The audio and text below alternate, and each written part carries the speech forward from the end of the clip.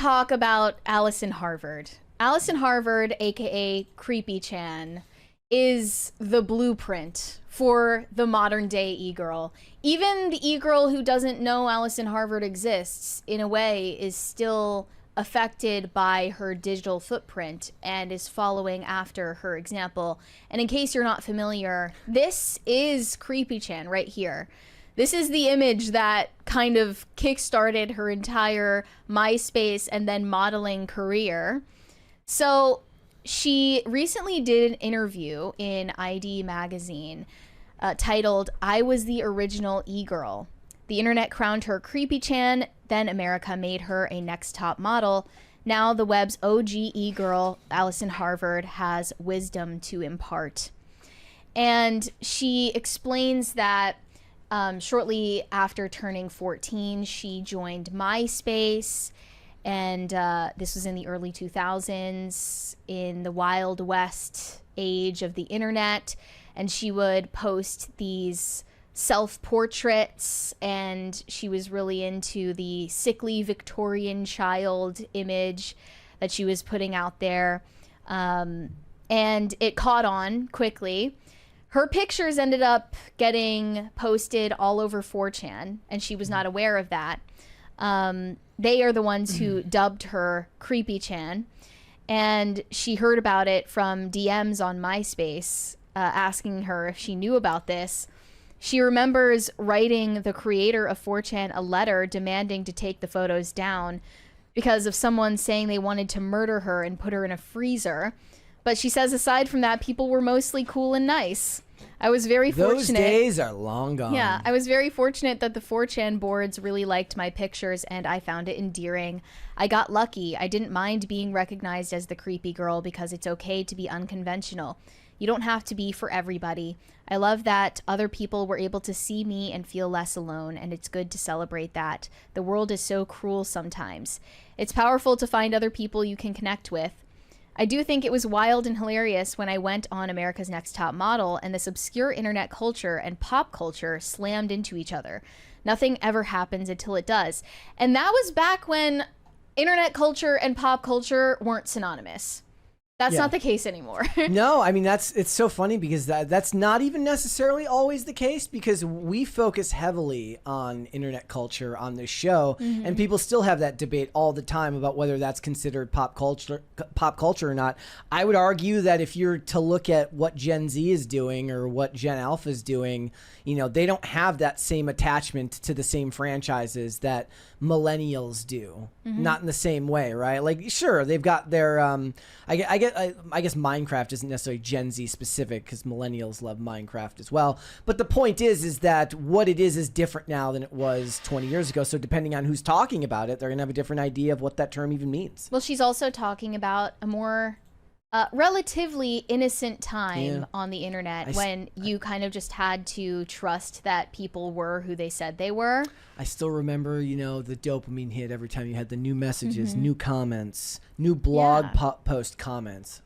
I didn't experience that myself. You really, like, you would have been locked in. She got a DM from a casting director for America's Next Top Model over MySpace.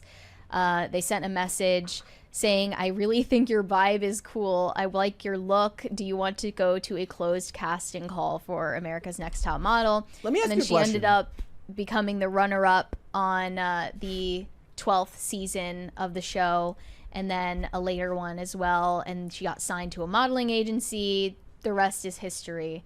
Let me ask you a question. So would that message seem more sus today, or yes. like now? No, I don't. I think like a lot of people contact each other through DMs these days, but like back in the early 2000s, you get a DM from somebody purporting to be from some big ABC Productions. You better do your research into whoever the hell that is to make sure that isn't a serial killer. No, I feel like these days you get way more like sketchy spam messages. No, spam, yeah, but like you can like their digital footprint will Yeah. like out them right away most of the time. But like a lot of people get contacted through DMs these days. But back in the day, I would have imagined you would have been more weary of it than you are today. She said, "It was such a wild opportunity. I had to do it. When the promos finally came out, it was crazy because I had been this mysterious entity online, and those two things came together in a mainstream way. It was such a weird cultural crossover." And this is really what I want to highlight about this. Okay. When Allison Harvard was an e-girl on MySpace all these years ago, there was an air of mystery about her. And that's what's wrong with e-girls these days, No is mystery. that it's everything is put out there. Yeah. And she wasn't selling sex, she wasn't, crying on camera. There was no draw to confess your darkest secrets online the way that TikTok trends circulate these days. She could just be whoever you wanted her to be. You could project anything onto her because all she posted were photos. And that's sadly, I think, something that has been lost on e-girls of the present day. A lot of people don't even remember her because it was such a different era, and they think that Belle Delphine or something is like the OG e-girl. Okay. Not even close. We're talking like 15 years after Allison Harvard is when Belle Delphine came onto the scene. And nowadays she's 37 and she's a mom, and she talked about, how she plans to introduce her child to the internet. She said, "I want my child to be exposed to amazing information, people, and art and music online, but I also want to do it in a safe way. Who knows what the internet is going to look like even in 5 years? Now there are so many different social platforms. You can monetize everything. I know people want to get a lot of engagement and traction on posts. That's the goal for a lot of people, to get noticed because everything is so saturated, getting your work or your face out there. But I would encourage people to try to post authentic things they're proud of. It might not resonate with everyone, but it resonates with the people that matter. I think that's important, not to lose sight of why you're doing something. You have everything at your fingertips. As for me, I post on Instagram still here and there, and Twitter. I'm always doom scrolling. I'm definitely lurking, always lurking." I mean, the thing is, though, is like people don't start from a place of authenticity now necessarily. Yeah. They start with the desire to be well known. Yeah. And then sometimes they get lucky and find something that resonates. Whereas back in the day, the people that got known was because they were doing something that already mattered to them, and their passion for whatever that was resonated with an audience. Like that's why like YouTube channels that were specific to genres of movies or types of shows or specific types of content did better than, say, a variety channel, because the variety channel would have to be all about the hosts themselves. Whereas if you have content that's specific, like I follow channels that just talk about James Bond. That literally the guy just makes videos about different eras of James Bond. Like I think the most recent video was like all the levels of GoldenEye ranked. So like the people that are watching it are already passionate about James Bond as a character, and they recognize that this dude knows as much as he does and loves it, so they subscribe and watch. Right? But now for a lot of people, they're trying to manufacture that level of authenticity, and it's why they say, like, people can tell when you don't actually care. What's endearing about how social media worked back in the day before it was called social media is you could actually take at face value that this girl is weird. Like nowadays everyone is just putting on a persona. It's the girl with the dreadlocks that everybody always asks about every 3 or 4 months. Like, the blonde girl. It says during her audition for America's Next Top Model, Allison Harvard stated that she thought nosebleeds were pretty and that she was fascinated by blood. Back then, people were like, "Oh, interesting. She's weird." And nowadays, they're just like eye roll, like this is every other dime a dozen e-girl who is just copying a format.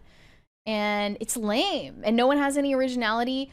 And primarily what I want to point out is that even to this day, people know very little about Allison Harvard, and she is chosen for it to stay that way. Smart.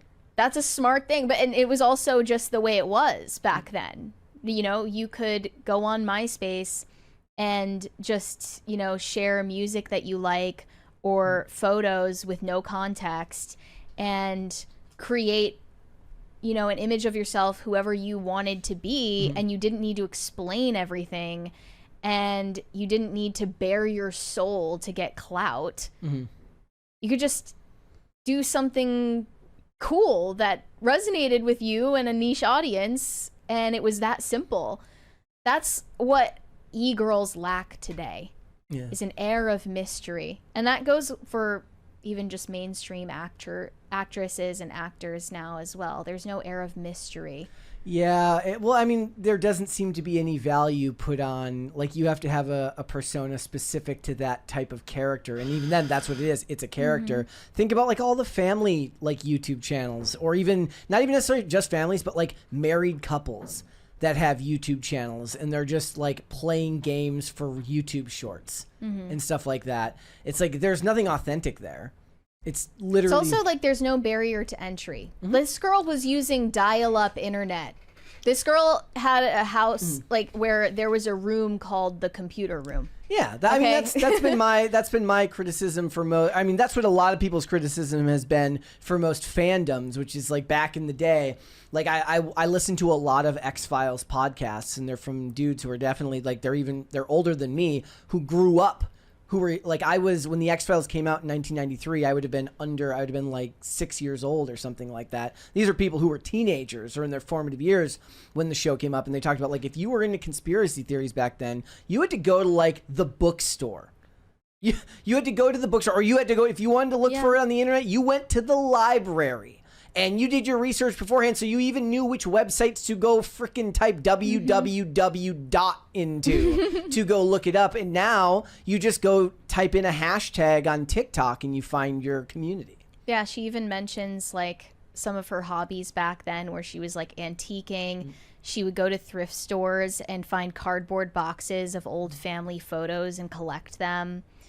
Okay, we went to like one of those like secondhand creative stores where you can buy like creative goods and stuff when we were traveling last, and one of them was just a whole section of family photos of people not your family, and I'm like, the only I guess I could see maybe movie producer like low budget movie producers buying this shit to put into frames, to put in like the background of a scene. Otherwise, what you doing buying somebody else's photo, you fucking weirdo?